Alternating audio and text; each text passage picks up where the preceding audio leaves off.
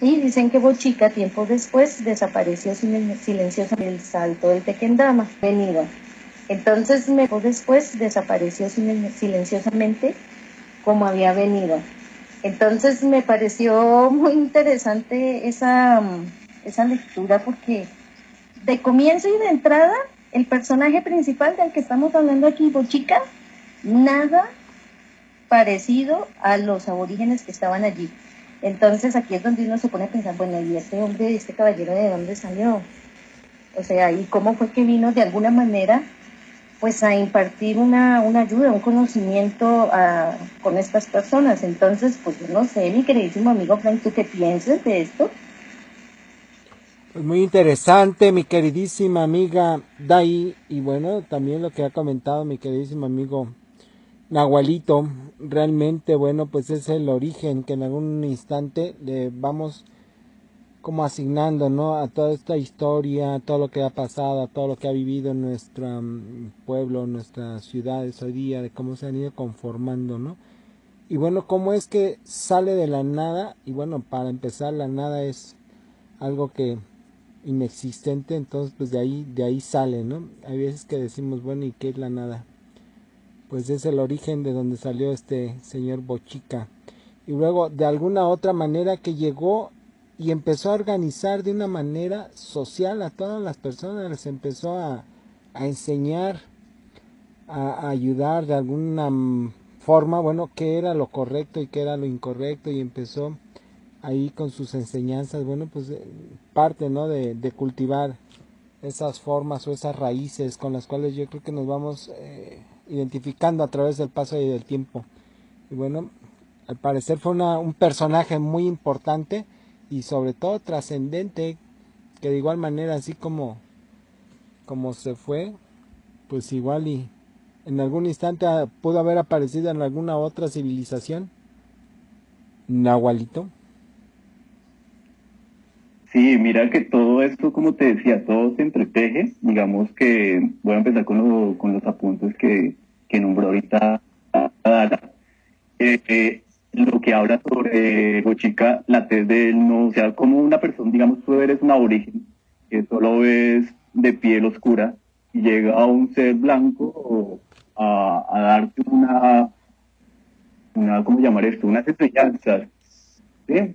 Desde cierto punto, cuando los conquistadores vieron eso, lo asociaron a Dios católico.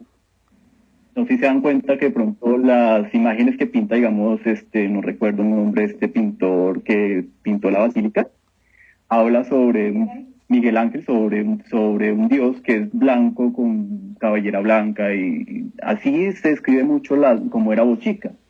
Y si seguimos atando los cabos, este ser se parece mucho a lo que describen, lo que hemos hablado en otros programas, que son los pleiadianos. Los pleiadianos son seres de otro planeta, por decirlo así, los cuales tienen una fisiología muy parecida, en la cual ellos son seres blancos, grandes, altos, generalmente los pintan como nórdicos. Entonces tiene muchas características similares a lo que es Bochica como tal. Otra cosa, lo que hablabas sobre el salto de Tequendama. Ese mito está en todas las culturas, que es el diluvio universal. Si tú te das cuenta, en muchas culturas ha existido ese mito en el cual se estaba lloviendo durante X cantidad de tiempo, y que respecto a una persona que les dijeron, oiga, tiene que salvarse de una u otra manera. Digamos, en México, lo que habla el mito es que ellos se refugiaron fue en las puntas de las montañas. Lo que habla la Biblia es que se hizo supuestamente una arca, la arca de Noé. Y en nuestro caso está Bochica, que efectivamente pues hablan de que se estaba inundando la sabana y que él hizo su golpe con su bastón, y de allí se crea el salto de Tequendama. Y la sabana empieza a bajar, y los indígenas vuelven otra vez a cultivar durante la sabana. Entonces también en todas las culturas hace relación mucho a ese diluvio, y después del diluvio al cambio que hay detrás de la cultura, a lo que tú hablabas de Francisco, lo que hablabas de la organización social.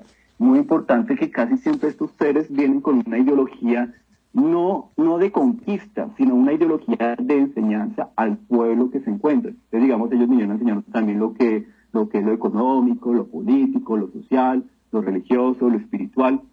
¿Para qué? Para que las personas que estuvieran ahí crecieran como individuos completos, no solo desde una perspectiva única, que es lo que nos está pasando actualmente, que solo lo vemos desde la mente.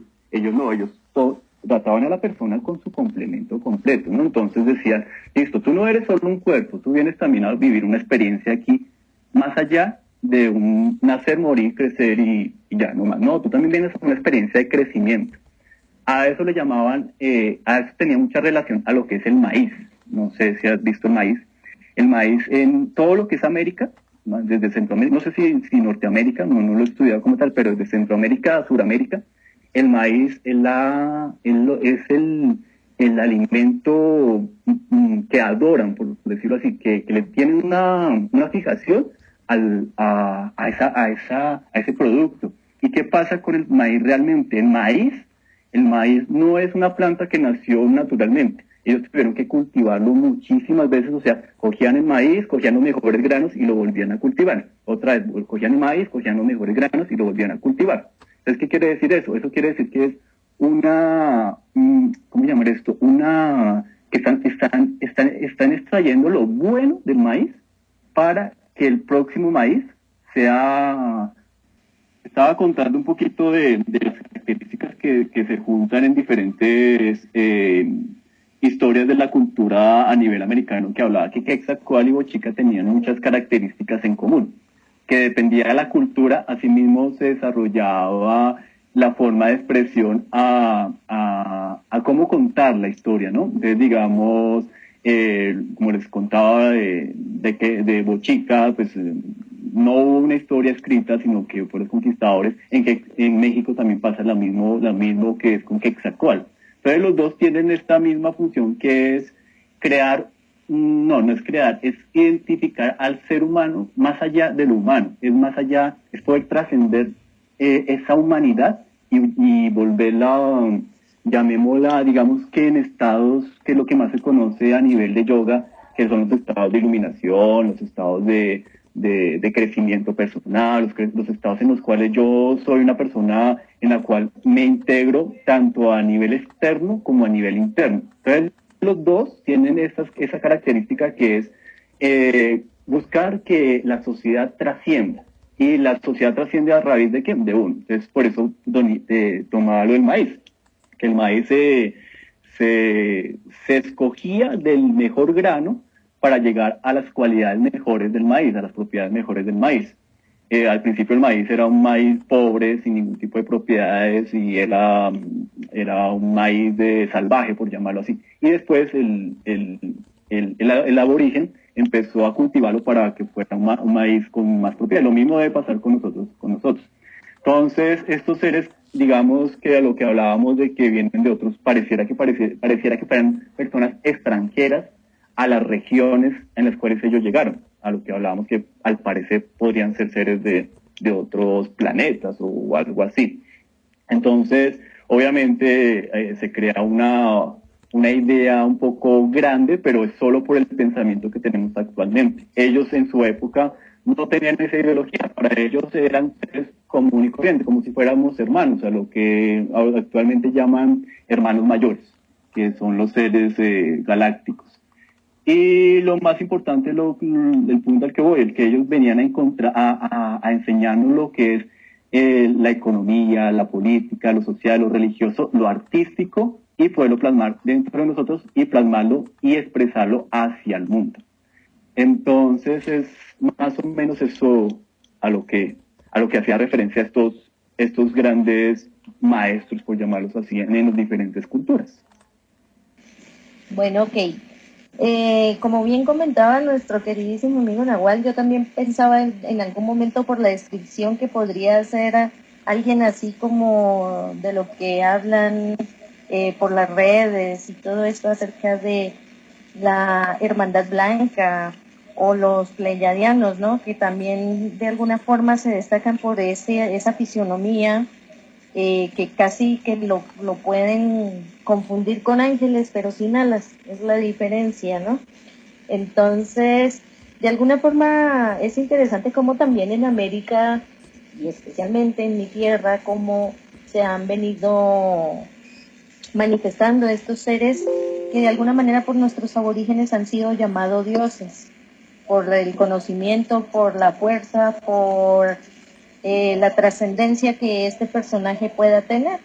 Y pues otra de las leyendas que vienen así en cadena, desde lo que estamos platicando del salto del Tequendama, pues también está la leyenda, yo creo que conocida a nivel universal, a nivel mundial, que es la leyenda del Dorado.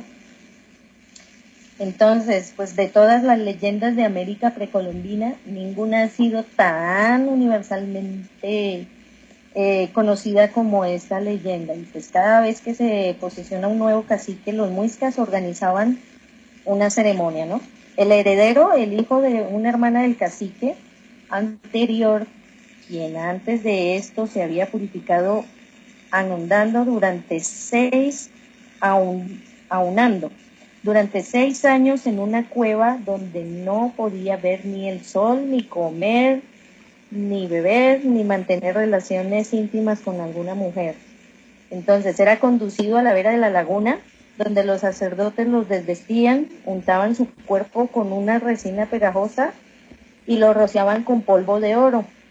Le entregaban su nuevo cetro de cacique, un propulsor de oro, y lo hacían seguir a una balsa de juncos con sus saques y ministros y los jeques o sacerdotes, sin que ninguno de ellos por respeto lo mirara a la cara.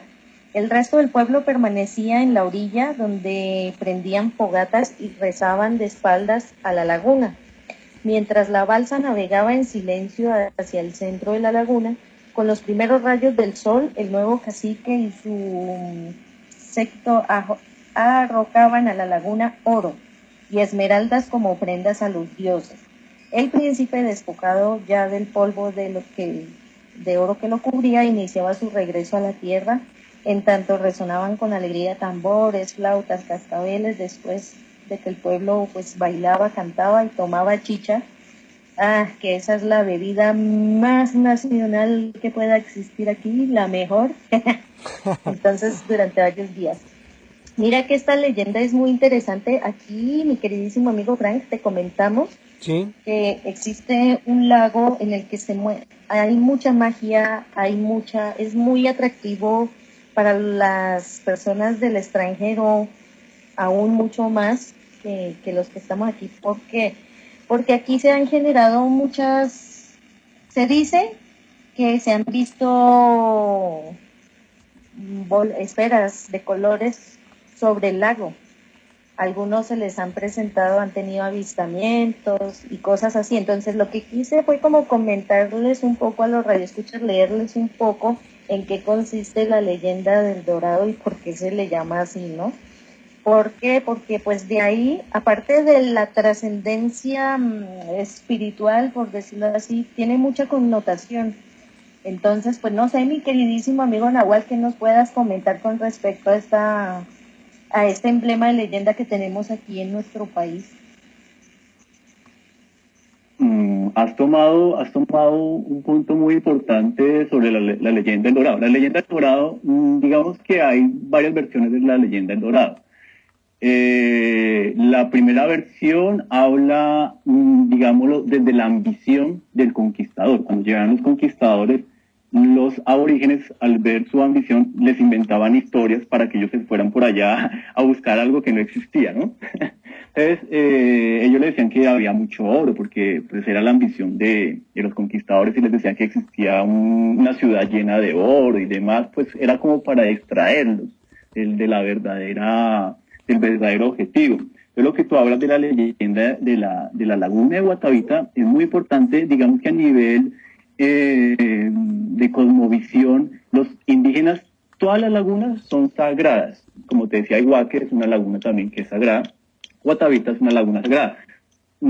¿Por qué? Porque digamos que ahí, como lo llamamos ahorita desde un concepto humano, por decirlo así, ellos se reunían con sus dioses. Pero sus dioses no eran seres que eran mayores ni inferiores, eran solo seres con un poquito más de conocimiento.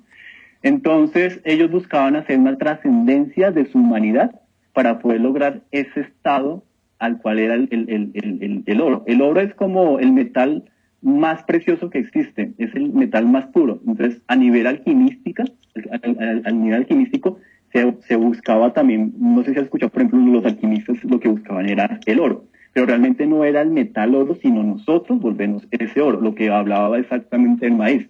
Realmente para ellos el verdadero oro, por ejemplo, era el maíz, a lo que hablaba de la chicha.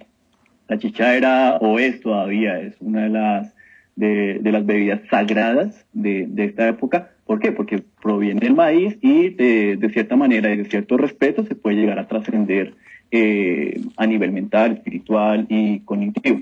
Entonces digamos que el dorado es ese punto en el cual tú llegas y te elevas a encontrar el oro que está dentro de ti y que lo hacen, digamos que según lo que relatan, pues digamos que a un nivel externo se bañaban en oro y demás, pero para ellos el oro no significaba lo que significaba para nosotros en este momento el oro a nivel de dinero, de nivel económico. No, para ellos el oro significaba un nivel espiritual, que lo relacionaban con el sol. El sol era una de sus mayores, ¿cómo llamar esto? Deidades. Entonces, no es que adoraban el sol, sino que también lo metían dentro de sí mismo. Bueno, ya hablando de Guatavita, digamos, a nivel espiritual, se habla que es un portal, que igual que Huayca, igual que muchos lugares que hay aquí en Colombia, los cuales si tú vas, el hecho de estar allí ya empiezas a sentirte como si como si estuvieras en otro lugar diferente, en otro planeta, qué sé yo, en otras circunstancias que se llevan a estados de meditación altos para poder elevar tu energía y poder desarrollarte como persona. Hay una película infantil que no recuerdo ahorita el nombre de Disney, que hablaban que supuestamente habían dos españoles que estaban buscando el oro y no sé qué. Ellos, por ejemplo, identifican el dorado no en Colombia, sino en Perú. Entonces en Perú también está este mito de que hay una ciudad llena de oro y demás. Pero era más que todo era por la ambición, porque realmente lo que se busca, el objetivo real que se busca es la trascendencia del estado humano a un estado más alto. Y pues obviamente en Guatavita, también con sus pagamentos y demás, era también como por ofrendar algo a la naturaleza. Los metales preciosos, más allá del valor económico, son sus propiedades. Entonces cuando un metal está dentro de una laguna, suelta su esencia, y la laguna tiene más fuerza, como si fuera un alimento para ella. ¿Qué opinas, mi queridísimo amigo Frank?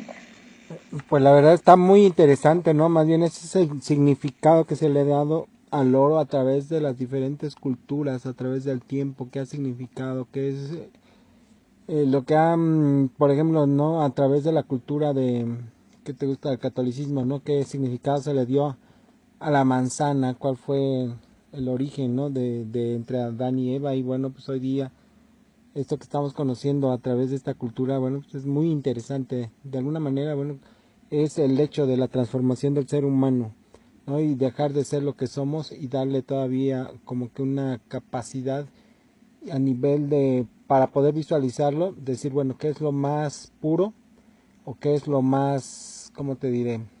Pues como más caro o con mucho más valor, pues en aquella época era el oro, ¿no? Entonces no cualquier persona obviamente pues era bañada en oro. Ahí más bien tenía ciertas características, por lo tanto lo convertía casi en un dios o en un alguien que, bueno, pues como bien comentabas, mi queridísimo amigo Nahualito, es el hecho de que las mismas personas no lo dejaban de mirar y todo eso, bueno, pues es muy interesante. Y la verdad es que ha sido muy interesante la intervención de la intervención externa, de la forma en que se ha aplicado el conocimiento para que también al ritmo de la evolución del planeta, pues también vaya de la mano la evolución de la humanidad, ¿no? Entonces, de alguna forma, pues el oro ha simbolizado realeza, divinidad, ha sido algo de muy sagrado, a diferencia de como nos comentaba ahora nuestro amigo Nahual, de cómo el ojo humano lo ha visto como algo de ambición, ¿no? De esa sed de tener riquezas y pues que de alguna forma pues engañaron a nuestros aborígenes, los conquistadores, haciendo cambios de espejos y de cosas que pues los aborígenes no conocían a cambio de que les diera toda la riqueza que el pueblo tenía, que era el oro. Entonces, pues es muy controversial el tema en ese sentido, pero también tiene mucha connotación espiritual y es en la que definitivamente el ser humano tiene que salir de ese cascarón, de esa parte de materia para poder reflejar la divinidad que realmente llevamos dentro y que podamos sacar esa parte de iluminación, esa parte de conocimiento y de trascendencia. No sé, ¿tú qué opinas, mi queridísimo amigo Nahual? Bueno, te voy a contar por qué los espejos tuvieron tanta influencia en estos seres. Digamos que ellos, su principal objetivo, que es el que realmente pienso yo que debemos tener casi toda la humanidad, es el reconocimiento propio, el reconocimiento de quién soy yo. En esa época ellos no tenían, no se podían reflejar. La única forma de reflejarse era mediante el agua, ¿sí? Entonces tú llegabas al agua y te veías en el agua, pero si tú te ves en el agua, no te ves claramente por las ondas del agua, por la iluminación, por las sombras, por demás. Entonces no había una forma a la cual tú te podrías identificar cuál era tu rostro. No había una forma clara de mostrar cuál era tu rostro. Entonces llegan los españoles con los espejos y pues imagínate, tú nunca te has visto en un espejo y te ves en el espejo y te dices, oh carajo, soy así, me estoy reconociendo, tengo estas facciones que antes no podía reconocerme. Entonces por eso fue que también fue como ¿cómo llamar? Como que la trampa que tuvo el conquistador para poder reconocer, porque ellos sabían que realmente a ellos no les importaba el oro. Ellos, para el oro no era una cuestión de que tengo que poseerlo, ¿no? Si puedo, para mí era como pasar, no sé qué decirte, una hoja, y yo te doy una hoja y tú me das un espejo, una cosa así, ¿sí me entiendes? Entonces, el espejo tuvo esa influencia antiguamente por ello, porque no se podían reconocer, no tenían la forma de reconocerme. Y digamos, yo lo veo ahorita, eso lo llaman como la ilusión. Entonces tú en el espejo no te estás viendo a ti misma, sino estás viendo el reflejo de ti. Entonces empieza a crearse la ilusión. De ese momento empiezan a ver cómo se puede controlar al ser humano desde una ilusión. Digamos, por ejemplo, un televisor ¿qué es? Es un espejo que controla a la mente humana porque creen que es la realidad. A ti te pueden inventar cualquier cosa y tú te lo puedes creer porque lo ves.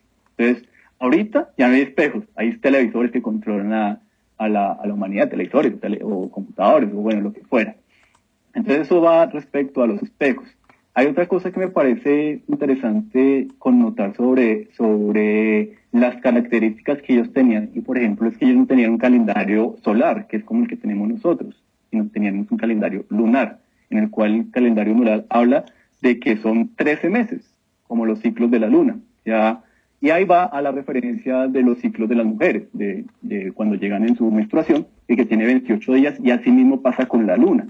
La luna tiene 28 días, y a ello era que por eso tenían tanta relación ellos con la naturaleza, porque son ciclos naturales. Si tú te das cuenta que la naturaleza, su palabra es la madre, o sea, es una mujer. Entonces ellos al tener esta relación directa con ese femenino, podían entender más los procesos que tenían en su entorno. Entonces, si tú ves cómo ellos se comportaban realmente, ellos no tenían violencia, no tenían pobreza, la pobreza no existía porque no existía esta cuestión de acaparamiento, y todo iba relativo a los ciclos de la mujer. Y los ciclos de la mujer son ciclos en los cuales llega a un punto y se vuelve y se renueva y vuelve y empieza, no desde cero, sino vuelve a empezar como liberando todo eso que ya no le sirve para volver a empezar. Entonces ellos utilizaban este calendario lunar para llamarlo, estar pendiente de lo que pasa consigo mismo y con el entorno. Cuando llega al español, cambia todo. Entonces ya no se vuelve un calendario lunar, sino es un calendario solar, en los cuales tienes 12 meses, y ya la luna deja de ser algo inapropiado. Hay una leyenda que habla que Bochica tenía su contraparte, que era Chía de la luna, en nombre muisca. Pero como lo hablan los cronistas, es como si fuera la contraparte, es como si fuera el enemigo. Entonces, no es así, es identificar que esa oscuridad, que es Chía, está también dentro de Bochica, que es la luz. Entonces, cuando empiezas a identificar esas dos realidades, ese ser puede trascender a otro estado de conciencia, que es lo que realmente buscaba cualquier tipo de ser, lo que habló Bochica, Quetzalcóatl, hasta el mismo Jesús desde su punto de vista, ¿cómo llamar esto? Moralista, de ideas. Él tenía una idea en la cual quería que todo el mundo viviera en paz, en armonía y demás. Lo mismo también decían estos seres, ¿no? De vivir en esa armonía contigo, con el entorno, con el universo, con las dimensiones, con los hermanos mayores, etcétera, demás. Entonces, era bonito esa interacción que había entre el yo y entre lo externo, que era uno solo. ¿Sí? Dai, ¿tú qué opinas, mi queridísima amiga Dai? Sí, la verdad es que como comentaba hace un momento, eh, todo lo que hemos venido hablando siempre va a traer una connotación interior, ¿no? De que de alguna forma todo lo que ha venido sucediendo en el paso de la historia, pues ha sido para de alguna forma redescubrirnos, reencontrarnos. Y algo muy importante que dijo nuestro queridísimo amigo Nahual hace un momento, el reconocernos. Pues eso no es tan, aunque tengamos espejos, pues no es que nos tomemos la tarea bien como es, de mirarnos, de reconocernos, de apreciarnos, y entonces, en pocas palabras, parecemos como los gatos cuando se miran al espejo. ¿Sí han visto lo que hacen los gatos cuando se miran al espejo? Ah, sí, se Eso espantan. llegan y pegan, sí, llegan y pegan el grito y abren esos ojotes y pues así nos pasa a todos en algún momento de la vida, que si llegamos y vemos dentro de nosotros algo que no nos gusta, preferimos no mirarnos. Y pues la idea es, para poder seguir avanzando en el camino que estamos y para poder seguir creciendo, pues es necesario reconocer aquellas cosas de nosotros que no nos gustan. Y pues todas las leyendas de alguna forma nos hacen ver que dentro de nosotros siempre va a estar ese tesoro que tanto hemos estado buscando y que terminamos buscando fuera y que terminamos en cualquier cantidad de locuras donde hay amigos, enemigos, culturas, nuevas enseñanzas y terminan sepultando de alguna forma sus raíces, ¿no? Porque algo que yo comentaba ayer con alguien era que si nos ponemos a mirar a la juventud de ahorita con la juventud de hace 30, 40 años atrás, al menos sabían quiénes eran sus bisabuelos. Hoy en día a duras penas conocen a la abuelita o al abuelito, pero más de ahí para allá no conocen, digamos, un poco los ancestros. Y yo me acuerdo que de alguna forma, cuando nuestros abuelos nos transmitían sus conocimientos y su linaje, pues siempre se estaba acostumbrado a que cada persona sabía de qué linaje venía, la familia, todo. Hoy en día a duras penas saben quién es el papá y la mamá y no saben quién más viene en la cadena de la familia. Y mira que eso es importante, porque ha venido pasando eso, porque de alguna forma nos han venido transformando la cultura y nosotros nos hemos estado perdiendo en el tiempo. No sé tú qué opinas, mi queridísimo amigo Nahual. Sí, tienes toda la razón. Hay una frase que dice: quien no conoce su historia, condenado está a repetirla. Cuando tú conoces tu historia, claramente vas a evadir, digamos que entre comillas, los errores que has cometido. Entonces, nuestros antepasados también cometieron errores, entre comillas, a nivel social, y pues lo que ellos querían es transmitir esa información para que esta nueva era que llega ahorita no volviera a cometer esos errores y poderla transmitir. Pero como digamos que se ha enredado, lo que te digo, con otros tipos de culturas, entonces la verdadera información no llega a la luz. ¿Qué tenemos que hacer? Buscar. Básicamente por eso me puse en esta tarea de empezar a encontrar la historia, no como la cuentan los libros, sino como puedes tú, cuando vas a un sitio sagrado, identificar lo que hay en esos lugares. Por ejemplo, hace poco que estoy haciendo una caminata en un lugar, y encontré un petroglifo en el cual pues tenía un mensaje. Si hubiera llegado una persona estudiada como un antropólogo, qué sé yo, le hubiera dado una idea desde la visión, desde la época de la conquista, de ahí para adelante, pero no le hubiera dado una idea desde antes de la conquista. Entonces se hubiera perdido toda la información como tal. Entonces, ¿qué tenemos que hacer? A lo que hablamos, es ir y encontrar esa información que sí, lo de afuera es un reflejo de nosotros, que nosotros somos esa chispa que hace que lo de afuera sea real. Pero si no nos ponemos en la tarea de meternos dentro de nosotros, que es a ese filtro, de empezar a sacar lo bueno que hay de nosotros y volverlo oro, pues nunca vamos a llegar al entendimiento completo que querían transmitirnos todos estos seres de que han pasado por todas estas interacciones. Entonces es más o menos como eso. Y no sé, de tiempo ahorita estamos como corticos, no sé, ¿cuánto tiempo tenemos? Pues ya prácticamente unos 3-4 minutos, mis queridísimos amigos, y bueno, pues si gustan irnos, nos vamos despidiendo. Vale, yo me voy despidiendo, obviamente diciendo que va a haber otra tercera, porque esto fue como otra vez vuelve a ser el preámbulo para que volvamos a identificarnos más desde nuestras experiencias de la historia personal, de la Tierra, del universo, del cosmos, demás. Entonces, invitarlos para la próxima ocasión, igualmente agradecido con todos ustedes por poder compartir este conocimiento, agradeciéndole a las personas que están escuchando ahorita, a las que nos van a escuchar más adelante. Y nada, y les mando un abrazo fuerte, grande, y nos vemos en una próxima ocasión, o nos oímos en otra próxima ocasión. Chao. Claro que sí, muchísimas gracias, mi queridísima amiga Dai. Así es, pues no me resta más el motivo de la presente, agradeciendo pues por todo lo que fue el tema de hoy. Estuvo muy bueno, aparte muy educativo, porque pues aparte de conocer nuestra propia historia, empezando por nuestra tierra aquí, Colombia, pues también hemos estado estudiando esa connotación espiritual que eso nos trae, porque la idea no es pues ver los mitos y leyendas como puro cuento de alguien que se la fumó verde y se la inventó y la escribió, sino que de verdad de alguna forma trae su enseñanza, trae una indicación.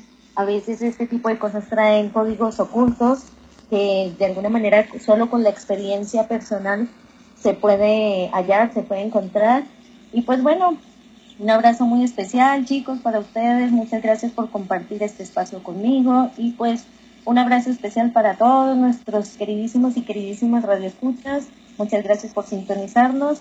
Y pues nos vemos en una próxima emisión. Abrazo, chicos. Igualmente pásala genial, y bueno, mi queridísimo amigo Nahual, muchísimas gracias por tu valiosa colaboración. De igual manera, mi queridísima amiga Dai, pásala genial. Síguete divirtiendo, sigan disfrutando de su día, y bueno, a todos nuestros queridísimos amigos, pásenla genial, diviértanse mucho. Para ellos, un fuerte abrazo, para ellas, un abrazo más sutil y un gran beso. Pásenla genial y diviértanse mucho. Bye bye, nos despedimos